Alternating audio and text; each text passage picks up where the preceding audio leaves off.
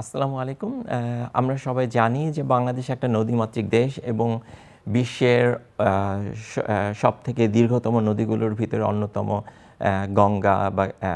গঙ্গা, ব্রহ্মপুত্র এবং মেঘনা নদীর অববাহিকায় গঠিত এই বাংলাদেশ বদ্বীপের অর্থনীতির মূল চালিকা শক্তি আসলে বলা যায় নদী বা এই নদীকেন্দ্রিক সমস্ত ব্যবস্থাপনা এবং কার্যক্রম। আমরা নেদারল্যান্ড দূতাবাসের পক্ষ থেকে এই ছোট্ট বদ্বীপ কথন অনুষ্ঠানটার আয়োজন করতে যাচ্ছি। আমি পানি বিশেষজ্ঞ ডক্টর শিবলি সাদিক এবং আমার সাথে আছেন আমাদেরই এক সহকর্মী যিনি রাজনীতি এবং পলিসি নিয়ে কাজ করেন, নামি আক্তার। জি, অসংখ্য ধন্যবাদ শিবলি ভাইকে। আমাদের আজকে অনুষ্ঠানে তিনজন বিশেষ অতিথি আছেন।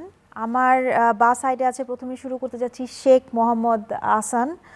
উনি development planning specialist, general secretary Bangladesh institute of planners. তার পাশে বসে আছে আমিরুল হোসেন, উনি ওয়াটার ম্যানেজমেন্ট স্পেশালিস্ট। বাম পাশে যিনি আছেন উনি হচ্ছে গিয়ে বুয়েটের অ্যাসোসিয়েট প্রফেসর ডক্টর সোনিয়া বিনতে মুর্শেদ। আসুন আমরা প্রথমে দীর্ঘ মেয়াদী পরিকল্পনার গুরুত্ব নিয়ে তৈরি করা ছোট্ট একটা এভি দেখে আসি। লো লাইং ডেল্টা এরিয়া এবং ইউনিক জিওগ্রাফিক্যাল ফিচারের জন্য বাংলাদেশ প্রায় বিভিন্ন ধরনের প্রাকৃতিক দুর্যোগের সম্মুখীন হয়। এখানে বন্যা খুব কমন একটা ব্যাপার, এখানে রিভার ইরোশন হয়, সাইক্লোন হয়, হ্যাঁ, আমরা বিভিন্ন ডিজাস্টারের মধ্য দিয়ে যাই। এর সাথে আরও যোগ হয়েছে যে আমাদের কিছু হিউম্যান ইন্টারভেনশনের কারণে, আপস্ট্রিম ওয়াটার ডাইভারশনের কারণে এইটার জন্য বাংলাদেশ বিভিন্ন ধরনের সমস্যার মধ্যে দিয়ে যায়। বাংলাদেশে যে দুর্যোগগুলো মোকাবিলা করে এগুলো অনেকখানি আবার সিজনের উপর ডিপেন্ড করে। হ্যাঁ, সিজনাল ভ্যারিয়েশন আছে। ড্রাই সিজনে যেরকম আমরা ওয়াটার স্কারসিটিতে ভুগি, সেই রকম ওয়েট সিজনে কিন্তু আমাদের এখানে আমরা বন্যা, এই ধরনের সমস্যাও ফেস করি। তা এরকম সিজনাল ভ্যারিয়েশন আছে। তো এই ধরনের চ্যালেঞ্জগুলো মোকাবিলা করার জন্য আমরা কিন্তু বিভিন্ন ধরনের পরিকল্পনা নিই। কিছু কিছু পরিকল্পনা থাকে শর্ট টার্ম, কিছু কিছু থাকে লং টার্ম। তা অ্যাডাপটিভ ডেল্টা ম্যানেজমেন্ট হচ্ছে লং টার্ম প্ল্যানিংয়ের একটা পার্ট। লং টার্ম প্ল্যানিংয়ে আমরা যেরকম অনেক দূর ভবিষ্যৎকে মাথায় রেখে আমরা চিন্তা করি, 20, 30, 50 বছর পরে আমরা নিজেদেরকে কী অবস্থায় দেখতে চাই সেটাকে টার্গেট করে আমরা এগোতে চাই। এতে অ্যাডাপটিভ ডেল্টা ম্যানেজমেন্ট এরকম। এর সাথে আরও ফ্লেক্সিবিলিটি যোগ হচ্ছে, যে অ্যাডাপটিভ অ্যাপ্রোচটা যোগ হচ্ছে, যে আমরা কোনো একটা রিজিড সলিউশনের মধ্যে থাকবো না। আমরা আমাদের আনসার্টেনিটি, যেমন ক্লাইমেট চেঞ্জের কথা বলি, ক্লাইমেট চেঞ্জের অনেক আনসার্টেনিটি আছে এবং বাংলাদেশ একটা ডাউন স্ট্রিম লোকেশনে অবস্থিত। হ্যাঁ, আমাদের কিন্তু বিভিন্ন ট্রান্সবন্ডারি ইস্যুস আছে, আমাদের অনেক আনসার্টেনিটি আছে। তো এইসব আনসার্টেনিটিকে মাথায় রেখে কিন্তু অ্যাডাপটিভ ডেল্টা ম্যানেজমেন্ট অ্যাপ্রোচে আমরা যেতে পারি, যেটা আমাদের বাংলাদেশের জন্য বেশ দরকার এবং সময় উপযোগী। এবং এখানে আরও একটা জিনিস আছে যেটা নেচার বেসড সলিউশনকে এই অ্যাডাপটিভ ডেল্টা ম্যানেজমেন্ট বেশ প্রায়োরিটি দিয়েছে। সো আপাকে অসংখ্য ধন্যবাদ আমাদের সময় দেওয়ার জন্য। সো ওনার কাছে আরেকবার একটা প্রশ্ন আমি জিজ্ঞেস করতে চাচ্ছি, সেটা হচ্ছে যে বর্তমানে আমরা যেভাবে পরিকল্পনা করছি পানি ব্যবস্থাপনা নিয়ে, তা কিভাবে সংজ্ঞায়িত করা যায়? বাংলাদেশে বেশিরভাগ ক্ষেত্রে আমাদের যে সমস্যাটা হয় পরিকল্পনার ক্ষেত্রে, যে আমরা খুব সেক্টরাল প্ল্যান করি। হ্যাঁ, যে ইন্টার সেক্টরাল কোঅর্ডিনেশনের একটা বিশাল অভাব আমাদের এই সেক্টরে দেখা যায়। হ্যাঁ, এবং আরেকটা হচ্ছে যে আমরা যে একটা লং টার্ম ভীষণ মাথায় রেখে পরিকল্পনা করব, সেখানে কিন্তু একটা বাজেটেরও একটা ব্যাপার আছে। হ্যাঁ, ফান্ডিং একটা ব্যাপার আছে, যে আমাদেরকে ওইরকম ফান্ড থাকতে হবে, ওইরকম বাজেট থাকতে হবে এবং আমাদেরকে ওইরকম জনবল থাকতে হবে, ওইরকম ক্যাপাসিটি থাকতে হবে, রিসোর্স থাকতে হবে। হ্যাঁ, তো একটা যদি আমরা লং টার্ম পরিকল্পনা করি সেটা আমাদের অনেক কিছুই জড়িত। তা যেটা হয় যে এইসব লং টার্ম পরিকল্পনার সাথে কিন্তু শর্ট টার্ম এবং মিডিয়াম টার্ম যে পরিকল্পনাগুলো আছে ওগুলোকেও আমাদের কিন্তু ইগনোর করলে হবে না। হ্যাঁ, যেমন ধরেন আমি একটা পরিকল্পনা করছি যে বেশ লম্বা সময়ের জন্য, কিন্তু ওইটা সাকসেসফুল হতেও পারে, নাও পারে। তার বদলে যদি আমরা পাইলট বেসিসে কোনো কাজ করে দেখি, হ্যাঁ, যে আসলে যদি এই পাইলটটা প্রোগ্রামটাকে আমরা যদি আরও বড় স্কেলে নিয়ে যাই, হ্যাঁ, তখন কী ধরনের আফটার এফেক্ট পড়ছে, বা আমরা কিছু ব্যাকগ্রাউন্ড স্টাডি করতে পারি এমপিওর রিপোর্টগুলোর মতো। এমপিওতে যে কাজগুলো করেছে, হ্যাঁ, ওখানে যেরকম এরকম বেশ অনেক স্টাডি করার পরে তারপর কিন্তু NWMP, যেটা 2004-এ, NWMPটা কি? National water management plan. হ্যাঁ, তাই ন্যাশনাল ওয়াটার ম্যানেজমেন্ট প্ল্যান এরকম অনেক কিছু কিন্তু আমাদের এই এমপিও রিপোর্টের উপর বেস করে তৈরি হয়েছে। আপনার কি মনে হয় যে আমাদের মানে পানি ব্যবস্থাপনায় মানে লং টার্ম প্ল্যানিং এর ইম্পর্টেন্স কতটুকু? আমি একটা ছোট্ট উদাহরণ দিয়ে আমি আমার কথা শুরু করতে চাই। দেখুন, আমরা তো সবাই এই ঢাকা মহানগরীর বাসিন্দা। এখানে ঢাকা নারায়ণগঞ্জ ডেমরা নামে একটা প্রকল্প হয়েছিল 60-এর দশকে। এটা মূল ছিল বন্যা নিয়ন্ত্রণ এবং ওখানকার যে সেচ ব্যবস্থা সেগুলোর উন্নয়ন করার জন্য। আমরা যদি এটার মূল্যায়ন করি, দেখেন যে এখন 2025 সাল, আমাদের জীবদ্দশায় আমরা দেখেছি যে বৃষ্টি হলেই এই ডিএনডি এলাকায় এমন কোনো সমস্যা নাই যে সমস্যাটা পরিলক্ষিত হয় না। পরিকল্পনা ভুল ছিল কি? পরিকল্পনা ভুল ছিল হচ্ছে এটা শুধুমাত্র ফ্লাড কন্ট্রোল এবং সেচ ব্যবস্থাকে মাথায় নিয়েই পরিকল্পনাটা করা হয়েছিল। এটা যে ঢাকা মহানগরীর বিস্তার হয়ে একসময় ঢাকা মহানগরীর অংশ হয়ে যেতে পারে সেটা কিন্তু তখন বিবেচনায় রাখা হয় নাই। যদি এমনটি, কিন্তু এখন দেখেন এটা কিন্তু পুরো নগরায়নের মাধ্যমে এটা একটা শহরের বর্ধিত অঞ্চলের ভিতরে চলে গেছে এবং টোটালটাই শহর। এখানে কিন্তু কোনো রকম কোনো কৃষি এবং সেচের কোনো প্রয়োজনীয়তা এখন নাই। তার মানে উদাহরণ কি বলছে যে আমরা যদি দীর্ঘমেয়াদী আমাদের এই বিষয়টা আমরা না বিবেচনা করি তাহলে এই ধরনের ডেভেলপমেন্ট ট্র্যাপ হবে এবং আমাদের জনজীবনে দুর্ভোগ চলে আসবে। আমি এখন আসলে প্রশ্ন করতে চাই আমাদের আমিরুল স্যারের কাছে, যিনি বাংলাদেশ পানি উন্নয়ন বোর্ডের প্রকৌশলী হিসাবে দীর্ঘদিন চাকরি করেছেন এবং অতিরিক্ত অ্যাডিশনাল চিফ ইঞ্জিনিয়ার হিসেবে রিটায়ার করেছেন এবং রিটায়ারমেন্টের পরে আপনি বাংলাদেশ ডেল্টা প্ল্যানের সাথেও জড়িত ছিলেন এবং আপনার চাকরি জীবনে অবশ্যই আপনি জড়িত ছিলেন। তাহলে আপনি জিনিসটা কিভাবে দেখেন যে বাংলাদেশ ডেল্টা প্ল্যানের মাধ্যমে কি তাহলে আমরা বলতে পারি যেভাবে একটা দীর্ঘমেয়াদী পরিকল্পনার সূচনা হয়েছিল, আর তাই যদি হয় তাহলে এর বর্তমান বাস্তবায়নের বা স্থানীয়করণের চ্যালেঞ্জটা কোথায়? প্ল্যানিংটা শুরু হয় 55 সনের দিকে, বাস্তবায়ন শেষ হয় 68 সনে। তখন কিন্তু সেচ অবজেক্টিভটা সামনে চলে আসলো। ধরেন গত 20 বছর যদি আমরা দেখি তাহলে কিন্তু আমরা দেখব এখন ধান উৎপাদনে বড় সিজনে হয় কিন্তু 65%, 62%। আমন কিন্তু কম চলে আসছে এই বৃষ্টি বাড়িতে দিয়ে বিভিন্ন কারণে। বড় আমাদের জমিও একটু বেশি পাবে বা প্রোডাকশন ভালো হয় সিজনের কারণে। তাহলে পরে এখন ফ্লাড প্রোটেকশন ইরিগেশনটা সামনে চলে আসছে। তো এই জন্য যে অবজেক্টিভ চেঞ্জ, অ্যাডাপটিভ প্ল্যানিং, এই দুইটা সামনে চলে আসছে। প্রয়োজনীয়তাটা আবার সামনে চলে আসছে। জি। তো এ থেকে শিক্ষা নিয়ে আসলে ওই যে আলোচনা শুরুর সময় বলছিলাম যে বাংলাদেশে পানি সেক্টরে অবশ্যই অনেক বড় পথ অতিক্রম করছে বা অ্যাচিভমেন্টের জায়গাগুলো যদি আমরা দেখি, এই মুহূর্তে প্রায় 16,000 কিলোমিটারের বেশি বন্যা নিয়ন্ত্রণ বাঁধ আছে। এই 16,000-এর মধ্যে 2,200 আবার সাবমার্জেন্স হাওলা এলাকায়, মৌসুমি বন্যা ওদের ঠেকানোর উপায় নাই বা সক্ষমতা না হলে বা টেকনিক্যালি সম্ভব না। সমস্যাও নতুন নতুন আমরা দেখতেছি কি ক্লাইমেট চেঞ্জ ইস্যুগুলা ইভেন 80s-এর আগেও অত ভালোভাবে অ্যাড্রেস করা হয় নাই বিভিন্ন প্রজেক্টগুলোতে, বা জানাও ছিল না অনেক সময়। তখন ওইরকম চিন্তাও করি নাই আমরা। তো এটা অবজেক্টিভের কিন্তু একেবারেই বাইরে ছিল। তো এখন যতই দেখা যাচ্ছে যে দিন যাচ্ছে ক্লাইমেট ইস্যুগুলো আরও বেশি বেশি আমাদেরকে বিপদে ফেলতেছে। যেমন কাঠামো বেড়ে গেছে, এলাকার কাভারেজ বেড়ে গেছে, জনসংখ্যার দিক দিয়ে তো মাশাআল্লাহ আমরা ওয়ার্ল্ড চ্যাম্পিয়ন। বড় ধরনের একটা দুর্যোগ আসলে পরেই ওয়াটার সেক্টরে পলিসি বলেন, ইমপ্লিমেন্টেশন বলেন, কিছু না কিছু অ্যাচিভমেন্ট হয়। তার বড় উদাহরণ 88-র বন্যা। এরপরে কিন্তু এফপিসিও বা ইন্টিগ্রেশন বা সেক্টরাল ক্লাইমেট এই জিনিসগুলো সামনে চলে আসছে। এরপরে বড় বন্যা হলো কখন? 98 সনে।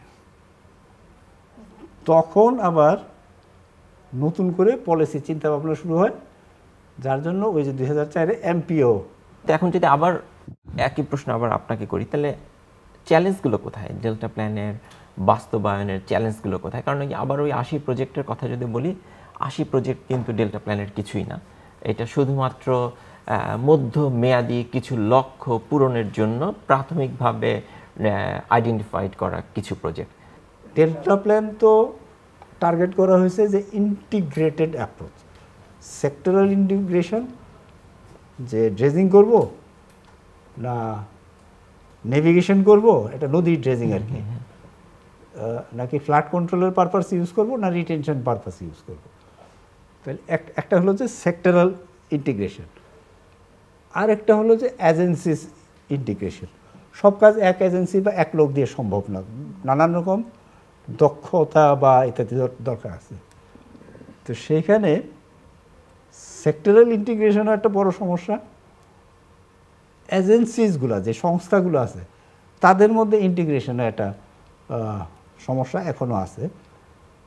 প্লাস ডেল্টা প্লেনের আমি বলবো যে ভালো একটা অ্যাচিভমেন্ট হয়েছিল 2022-এর আগস্টে, যেটা একটা ইন্টারন্যাশনাল কনফারেন্স হয়েছিল ঢাকায়। ওইটার থিমটাই ছিল প্ল্যান টু অ্যাকশন, ইমপ্লিমেন্টেশনের প্ল্যানটা করা হবে বা ইমপ্লিমেন্টেশনে যাব আমরা। বর্তমানে ডাচ অ্যাপ্রোচের একটা প্রধান দিক হচ্ছে নেচার বেসড সলিউশন। তা আমরা আমাদের নেচার বেসড সলিউশন নিয়ে ছোট্ট একটা এভি আছে, তা আমরা আসলে আসুন এই ছোট্ট এভিটা আগে দেখি, তারপর আবার আলোচনায় ফিরে আসি। অন্যান্য অনেক দেশের মতো বাংলাদেশেও নেচার বেসড সলিউশনের অনেক সম্ভাবনা রয়েছে। তবে বাংলাদেশের গ্রাম বাংলার জনতা যুগ যুগ ধরে নেচার বেসড সলিউশনকে বিভিন্ন সমস্যার সমাধানের কাজে ব্যবহার করে এসেছে। যেমন উপকূলীয় এলাকায়, বিশেষ করে বরিশাল এলাকায় কৃষকরা কচুরিপানা ব্যবহার করে বন্যার সময় একটি ভাসমান প্ল্যাটফর্ম তৈরি করে সেখানে সবজি চাষ করে, তাতে বন্যার প্রবাহ বাধাগ্রস্ত হয় না। একই সাথে সবজি চাষের মাধ্যমে কৃষকরা অর্থনৈতিকভাবে উপকৃত হয়ে থাকে। অনেকেই হয়তো জানে না, আমাদের অডিয়েন্স যারা আজকে অনুষ্ঠানটা দেখছে, নেচার বেসড সলিউশনটা আর কি আপনি যদি একটু ডিটেইলে বলেন, একটু ভাঙায় বলেন মানুষের বোঝার সুবিধার জন্য। আসলে দেখুন, আমাদের এই যে ভূখণ্ড 1,44,000 বর্গ কিলোমিটার এবং আমাদের সমুদ্রপৃষ্ঠ আছে, এই টোটাল যে আমাদের 1,44,000 বর্গ কিলোমিটার এলাকাটাকে যদি আমি ফোকাস করি, আমাদের কৃষি জমি আছে হচ্ছে প্রায় 58 ভাগ, সরকারের তথ্য। বনভূমি আছে 17.4 ভাগ, এবং জলাভূমি যদি আমি ফ্ল্যাট প্লেন এলাকা বাদ দিই, শুষ্ক মৌসুমী জলাভূমি 20 ভাগের মতো, আপনারা আমার থেকে আরও ভালো জানবেন, 20 ভাগের মতো। তাহলে আমি যদি যোগ করি, দেখেন 58 আর 20 হচ্ছে 78, আর 17.4 হচ্ছে 95.4। তো এটা হচ্ছে আমাদের 2018 সালের তথ্য। 25 সালে কিছু হয়তো পরিবর্তন হয়েছে। আবার অনেকে চ্যালেঞ্জ করে যে বাংলাদেশে 17.4 ভাগ বনভূমি নাই, তার মানে ওখানেও একটা তথ্যগত একটা গ্যাপ আছে। বাট আমরা ধরে নিই আলোচনার সুবিধার্থে, আমাদের এই হচ্ছে বর্তমান অবস্থা। বর্তমানে বাংলাদেশের লোক সংখ্যা কত? যদি ধরে নেই 20 কোটি, আমরা দীর্ঘমেয়াদী পরিকল্পনার কথা বলছি, ধরে নেই 50 সাল পর্যন্ত আমরা দেশটাকে কিভাবে দেখতে চাই। 50 সাল নাগাদ আমরা ধরে নেই যে আমাদের 25 কোটি লোক হবে বা 22 কোটি লোক হবে, 22 কোটি লোক ধরে নেই। এটা বোধহয় কোনো একটা প্রজেকশনও এরকম আছে আর কি, কারণ আমাদের লোক সংখ্যা যে হারে বিগত দিনগুলোতে বেড়েছে এখন হয়তো ওই হারে বাড়বে না, 22 কোটি লোক হবে। তাহলে 2050 সাল নাগাদ 22 কোটি লোকের খাবারের ব্যবস্থা আমাদের করতে হবে। আমরা তাদেরকে অভুক্ত রাখতে পারবো না। ওই যে আপনি বললেন যে ধান বাঁচানোর যে বিষয়টা, তাহলে আমাদের কৃষি জমি কোনোভাবেই আমরা কমাতে পারবো না। যদি কৃষি জমি কমাই তাহলে আমাদের লোকজনকে অভুক্ত রাখতে হবে। জলাভূমি আর বনভূমি তো কমানোই যাবে না, কারণ হচ্ছে যে তাহলে তো ইকোলজিক্যাল ইমব্যালেন্স হয়ে যাবে। এখনই দেখেন গ্রীষ্মকালে আমরা ঢাকা শহরে থাকতে পারি না, তারপরেও যদি আমরা দেশের এই জলাভূমি এবং বনভূমি কমিয়ে ফেলি তাহলে কিন্তু আমরা আমাদের সভ্যতা বিলীন হওয়ার দিকে চলে যেতে পারে। তাহলে আমার অবশিষ্ট থাকলো হচ্ছে প্রায় 5, 6, 7 দশমিক সামথিং এলাকা, যে এলাকার ভিতরে এই 22 কোটি লোকের থাকার ব্যবস্থা করতে হবে, যাতে তারা ঘুমাতে পারে, তাদের বাজার করার ব্যবস্থা করতে হবে, দৈনন্দিন যে প্রয়োজনগুলো সেগুলো, স্কুল, কলেজ, মাদ্রাসা, হাসপাতাল, তারপরে রাষ্ট্র পরিচালনার জন্য যেগুলো লাগে, শিল্পায়ন করার জন্য যা লাগে, সব কিছু কিন্তু আমাকে এই 7-8 ভাগ জমির উপরে করতে হবে। যদি আমি তা না করি তাহলে কিন্তু আমার এই প্রাণ প্রকৃতির যে একটা সিস্টেম, ইকোলজিক্যাল ব্যালেন্স থাকে, সেটা ইমব্যালেন্স হয়ে যেতে পারে। আমাদের নেচার বেসড সলিউশনের উপরে আরেকটা ছোট এভি আছে, যেখানে আমরা নেদারল্যান্ডসের একজন বিশেষজ্ঞর মতামত এবং নেদারল্যান্ডসের কিছু এক্সাম্পল দেখতে পাবো।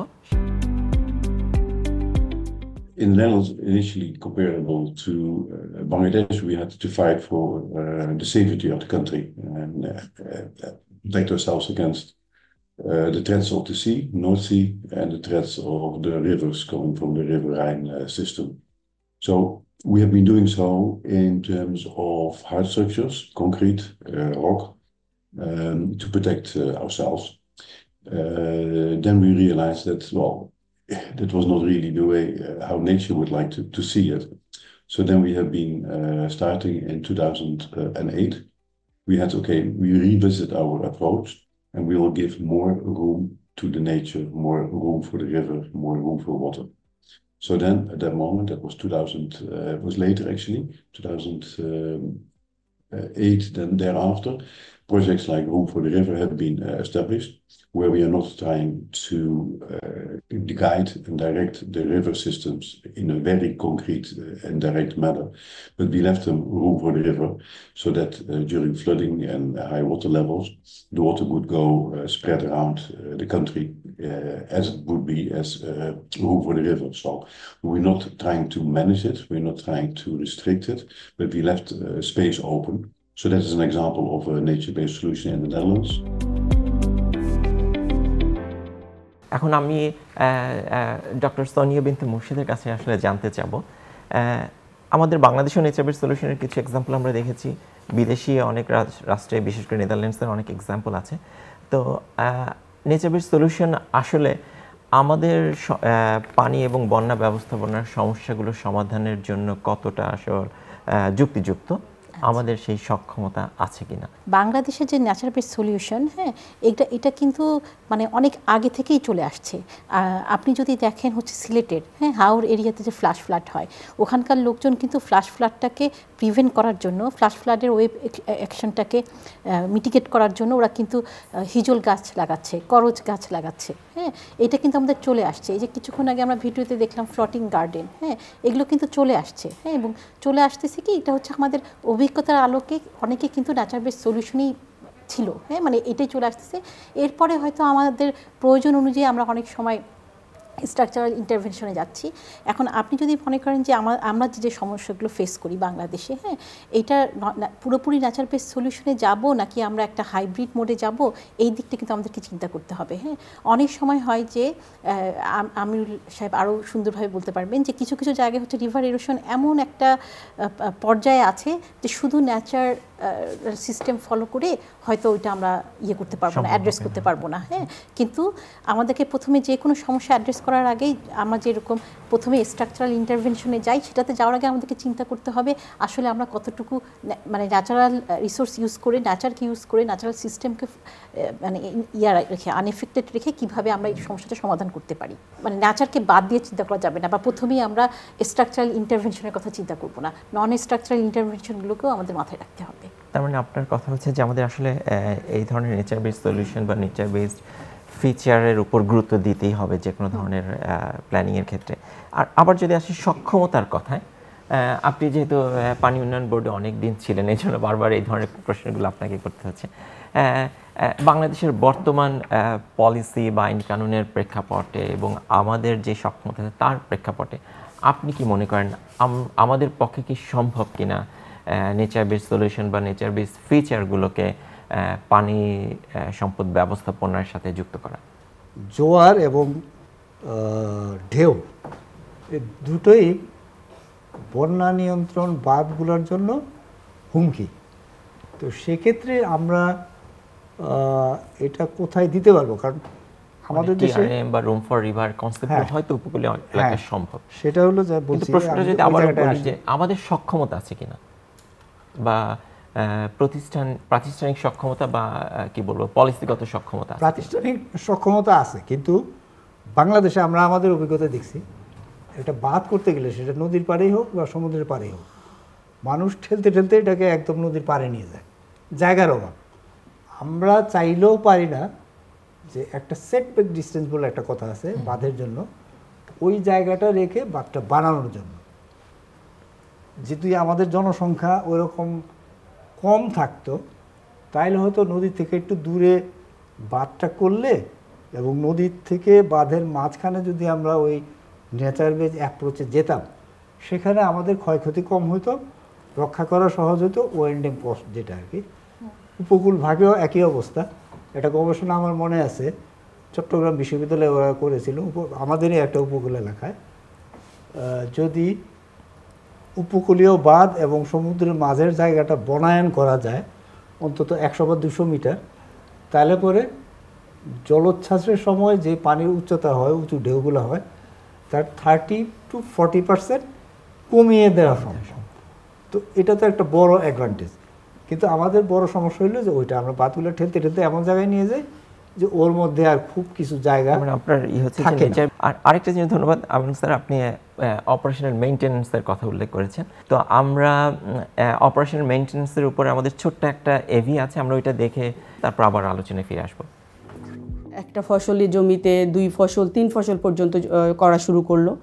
এটা অবশ্যই পানি ব্যবস্থাপনা যে অবকাঠামোগুলো সেগুলোর একটা বড় অবদান। আমাদের একটা প্রকল্প যখন ইমপ্লিমেন্টেশন হয়ে যায়, প্রকল্পটা কনস্ট্রাকশন কমপ্লিট হয়ে যায়, এরপর প্রতি বছর বা 2 বছর অন্তর এর যে মেনটেন্যান্সের একটা বাজেট থাকে, দেখা যায় অনেক সময় প্রকল্প চলাকালীন এই বাজেটটা চলে যায়, এর পরে আর কোনো বাজেট থাকে না, রাখা হয় না। আবার বাজেটের থেকেও বড় কথা যে এর মেনটেন্যান্সের জন্য যে ফিজিক্যাল এবং তার সাথে যে লোকবল দরকার হয়, যেটা সেইটা আসলে সঠিকভাবে পরিকল্পনার অভাবে হয়ে ওঠে না। আমরা একটা প্রজেক্ট যখন ডেভেলপ করে যাই, সেই প্রজেক্টের আমরা দেখেছি বিশেষ করে এমব্যাঙ্কমেন্ট প্রজেক্টগুলো, পরে যখন ইমপ্রুভমেন্ট প্রজেক্টগুলো আসে তখন কিন্তু একই স্ট্রাকচারাল টেকনোলজি, একই ধরনের ওয়ার্ক রিপিট করা হয়, যে আগে সেই একই জিনিস আমরা রিপিট করলাম, একইভাবে আমরা বাঁধ তৈরি করছি। আর আমাদের মাটির বাঁধগুলো যেভাবে দেওয়া হয়, বর্ষাতে সেগুলো ভাঙবেই। বাংলাদেশ তো দুর্যোগ প্রবণ একটা দেশ, এবং আমরা জানি যে ডেল্টা প্ল্যানে এইটার রিকমেন্ডেড করা হয়েছে যে 0.5% অফ দ্য বাজেট, কিন্তু বাংলাদেশে বর্তমানে যেটা বরাদ্দ করা হয়েছে সেটা হচ্ছে 0.1% বাজেটের। সো এই বিষয়ে মানে এই বাজেট অ্যালোকেশনটা কতটুকু ইম্পর্টেন্ট এবং এটা আসলে কিভাবে ইউটিলাইজেশন হচ্ছে, আপনি যদি এই ব্যাপারে আমাদেরকে একটু বলতে পারেন আর কি। আচ্ছা, ধন্যবাদ। যেটা হচ্ছে যে বাজেট তো অপারেশন মেইনটেন্যান্সের জন্য অবশ্যই দরকার, হ্যাঁ, এবং যেটা হচ্ছে যে আমাদের যতটুকু দরকার দেখা যাচ্ছে বাজেট মানে যারা এই দায়িত্বে আছেন, হ্যাঁ, এই বিভিন্ন ইনফ্রাস্ট্রাকচার অপারেশন মেইনটেন্যান্সের দায়িত্বে আছেন, তাদের হাতে হয়তো ওই পরিমাণে অ্যামাউন্টও আসতেছে না। হ্যাঁ, আমাদের বেশিরভাগ সময় এই অপারেশন মেইনটেন্যান্সটা করতে হয় নিড বেসিসে। আমরা ওই যে প্রথমে যেটা শুরু করেছিলাম, যদি আমরা একটা লং টার্ম প্ল্যান করি, ওইভাবে যদি আমরা আগে থেকে চিন্তা করতাম যে আমার এই ইনফ্রাস্ট্রাকচারগুলোর মেইনটেন্যান্সের জন্য আমাদের এরকম লাগবে, এই ধরনের বাজেট লাগবে, ওইভাবে পরিকল্পনা করে এগুলে, এবং এর সাথে আরেকটা হচ্ছে বাজেটটা কীভাবে খরচ হচ্ছে, হ্যাঁ, একটা যদি স্বচ্ছ জবাবদিহিতার একটা সিস্টেম থাকে, হ্যাঁ, যেমন এখন আপনি বলছেন 0.1%, 0.5% রিকমেন্ড করা হয়েছে, হ্যাঁ, কিন্তু আমাদেরকে এটা একই সাথে এটাও মনে রাখতে হবে যে বাংলাদেশে কিন্তু আমাদের বেশিরভাগ স্ট্রাকচার ফেল করে হচ্ছে অপারেশনাল মেইনটেন্যান্সের অভাবে। আমরা অনেক সময় হচ্ছে কি নতুন নতুন স্ট্রাকচার ইমপ্লিমেন্টেশনে যাই, কিন্তু পুরাতন ইনফ্রাস্ট্রাকচারগুলোকে যে অপারেশন মেইনটেন্যান্স করে এটাকে যে আমরা কার্যকর রাখবো, সেই জিনিসটা আসলে অনেক ক্ষেত্রেই হয়ে ওঠে না। এই জায়গায় বাংলাদেশি রক্ষণাবেক্ষণের জায়গায় বাংলাদেশ ইমপ্রুভ করবে কিভাবে, আপনার সাজেশনটা কি ব্যাপারে? আচ্ছা, আমার যেটা সাজেশন হচ্ছে যে যদি লং টার্ম প্ল্যান করি, হ্যাঁ, যেমন ধরেন আমরা নিড বেসিসে প্ল্যান করছি, তো যদি লং টার্ম প্ল্যান করে আমরা যদি আগে থেকেই বলতে পারি যে আমাদের এই এমব্যাঙ্কমেন্টের ধরেন এই জায়গায় ব্রিচিং হতে পারে, আমার এইভাবে প্রস্তুতি নেওয়া দরকার, হ্যাঁ, এগুলো আগে থেকে প্ল্যান করে যদি ওইভাবে বাজেট অ্যালোকেট করা হয়, হ্যাঁ। এবং আরেকটা জিনিস আমার কাছে মনে হয়েছে যে আমরা অনেক কিছুর জন্য না কিন্তু গভর্নমেন্টের উপর ডিপেন্ড করি, হ্যাঁ, যেমন ধরেন বাঁধের মধ্যে ইঁদুর গর্ত করলো, হ্যাঁ, সেই ইঁদুরের গর্ত থেকে কিন্তু দেখা যাচ্ছে যে বাঁধ ভেঙে যাচ্ছে। তা এই কিছু কিছু জিনিস কিন্তু লোকাল লোকজন ইনিশিয়েটিভ নিয়ে অনেক কিছু ঠিক করতে পারে, কিন্তু আমাদের একটা আছে না, সব কিছু যদি কোনো একটা সরকারি কাজ হয় সব কিছুর জন্য গভর্নমেন্টের উপর ডিপেন্ড করা, তো এইরকম আমাদের আসলে একটা মানসিকতারও পরিবর্তন লাগবে যদি আমরা অপারেশনাল মেইনটেন্যান্সটা ঠিকভাবে করতে চাই। আমিনুল স্যারের কাছে বলবো যে আপনি জিনিসটাকে কিভাবে দেখেন? 10-12 বছর আগেও আমরা দেখতাম যে পানি সম্পদ খাতে বা ওয়াটার সেক্টরে ওয়াটার বোর্ডের জন্য এর ওএনএম বরাদ্দটা ছিল 300 বা 500 কোটি টাকার মতো বছরে সারা বাংলাদেশে। তো পাশাপাশি আপনাদের ইনফ্রাস্ট্রাকচারও তো অনেক বেড়েছে। ইনফ্রাস্ট্রাকচার তো বাড়তেছেই, কারণ 5 বছর আগেও আমরা হিসাব করতাম যে 12 বা 13 হাজার কিলোমিটার এমব্যাঙ্কমেন্ট, এখন হয়ে গেছে 16,000 কিলোমিটার। সেই হিসাবে বাজেট বরাদ্দ ওএনডেমে কি সেভাবে হয়েছে না? এটা আমি কালকে বা আজকেও আমার কলিগদের সাথে কথা বলেছি, টাকার পরিমাণে বেড়েছে কিন্তু রিকোয়ারমেন্টসের তুলনায় ওইটা তেমন কিছু না, হয়তো 10 বা 20% বাজেট এখানে আসতেছে। তার মানে যান প্রয়োজন তার 10 to 20%। 10 to 20% এক। 2 নাম্বার, অপারেশন মেনটেন্যান্সে যে দক্ষ লোকবল দরকার ওইখানেও একটা বড় সেটব্যাক আছে, বিশেষ করে পানি উন্নয়ন বোর্ডে রেগুলার অপারেশন না হওয়াতে, সময় মতো খোলা বা বন্ধ করার প্র্যাকটিসটা না থাকাতে দেখা গেছে যে ওই গেটগুলো দরকারের সময় ঠিকমতো খোলা যাচ্ছে না, বন্ধ করা যাচ্ছে না, তার যে মেয়াদে অপারেশন করার কথা সে মেয়াদে হচ্ছে না। এই অপারেশন এক কাটতে মেইনটেনেন্স, যদি মেইনটেনেন্সটাকে আমরা 3 ভাগে ভাগ করি, রুটিন মেইনটেনেন্স, পেরিওডিক একটা নির্দিষ্ট সময় পর পর, এমার্জেন্সি। এমার্জেন্সি তো কারো হাত নাই। তো রুটিন মেইনটেনেন্সটা যদি ঠিকমতো করা যায়, যেটা বললেন যে ইঁদুরের গর্ত, তো এই ক্ষেত্রে আমাদের যে প্রফেশনাল অর্গানাইজেশনগুলো আছে যেমন বাংলাদেশ ইনস্টিটিউট প্ল্যানার অথবা আমাদের ইঞ্জিনিয়ারদের যে অ্যাসোসিয়েশনগুলো অথবা বুয়েটের মতো একাডেমিক প্রতিষ্ঠানগুলো কি ভূমিকা রাখতে পারে, এটা যদি খুব অল্পভাবে 1 মিনিটের কম সময়ে যদি বলেন। এখন তো বাংলাদেশে আমাদের নতুন চ্যালেঞ্জ, জলবায়ু পরিবর্তনের কারণে আমাদের বন্যার ফ্রিকোয়েন্সি বেড়ে গিয়েছে, ঘূর্ণিঝড় বেশি হচ্ছে, আমাদের লোক সংখ্যা বেড়েছে, অর্থনৈতিক অনেক কর্মকাণ্ড বেড়েছে, শিল্পায়ন হচ্ছে, দ্রুত নগরায়ন হচ্ছে। তো সুতরাং আমাদের পানি উন্নয়ন বোর্ডের মতো প্রতিষ্ঠানেও এই সামগ্রিক যে পরিবর্তন হচ্ছে এবং এই পরিবর্তনের সাথে ডেল্টা ম্যানেজমেন্ট বলি, পানি উন্নয়ন বলি, বন্যা ব্যবস্থাপনা বলি, নদী ব্যবস্থাপনা বলি, এই জায়গাটাতে আমাদের বিভিন্ন পেশাজীবীদের সম্পৃক্ত করতে হবে। আমি যেটা বলতে চাই যে আমাদের অনেক কাজ হচ্ছে সেগ্রিগেটেড ওয়েতে হয়, ভালো ভালো কাজ হয়। হ্যাঁ, তা আমি যেটা বলবো যে আমাদের একটা কোঅর্ডিনেশন দরকার। হ্যাঁ, বিভিন্ন এজেন্সির মধ্যে কোঅর্ডিনেশন দরকার। আর একটা এডুকেশনাল ইনস্টিটিউশন থেকে আমি এসেছি, আমি বলবো যে educational institution, research institutions plus professional organization যেগুলো আছে সেগুলোর মধ্যে কিন্তু একটা ভালো সেতু বন্ধন দরকার। অ্যাচিভমেন্টের জায়গাটা যদি আমরা দেখি, অবশ্যই পানি সম্পদ একার না, এটা একটা ইন্টিগ্রেটেড অ্যাপ্রোচ। অবশ্যই পানি সম্পদ, কৃষি বা ইত্যাদি। 71 সাল থেকে কিন্তু আজকে পর্যন্ত আমাদের জনসংখ্যা বেড়েছে 2 গুণের বেশি, কিন্তু আমাদের দানা শস্য উৎপাদন, ধান এবং গমের উৎপাদন বেড়েছে 3.5 বা 4 গুণের মতো। পৃথিবীতে একমাত্র দেশ বাংলাদেশ যেখানে জনসংখ্যা বৃদ্ধির তুলনায় খাদ্য উৎপাদন বৃদ্ধিটা ওভারকাম করতে পেরেছে, যার জন্য আমাদের উন্নয়ন বলেন, জীবনযাত্রা বলেন, অনেক পরিবর্তনের মধ্যে এসছে। ধন্যবাদ। আমি তো পরিকল্পনার কথা অনেক বললাম, এখন প্রকল্প পর্যায়ে যদি বলি, প্রকল্পগুলো যখন তৈরি এবং বাস্তবায়ন করা হয় তখন এক ঢিলে কয়েকটা পাখি মারার স্বপ্ন দেখতে হবে।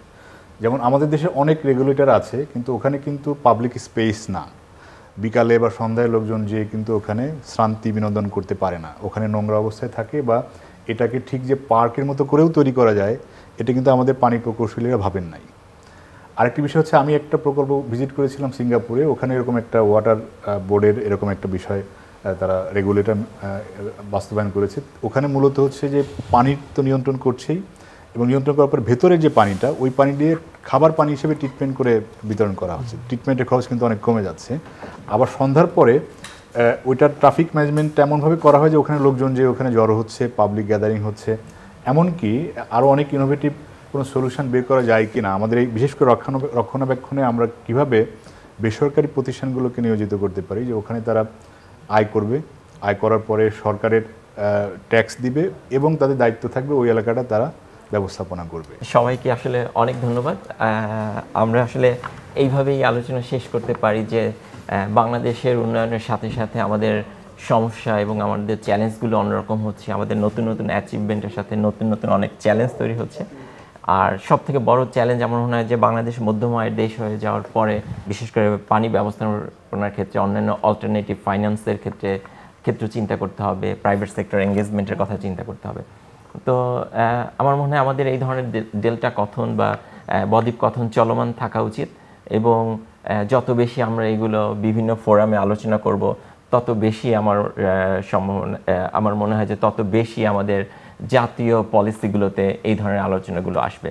তো এই কথা রেখেই আমরা এখানে শেষ করছি। সবাইকে অনেক ধন্যবাদ।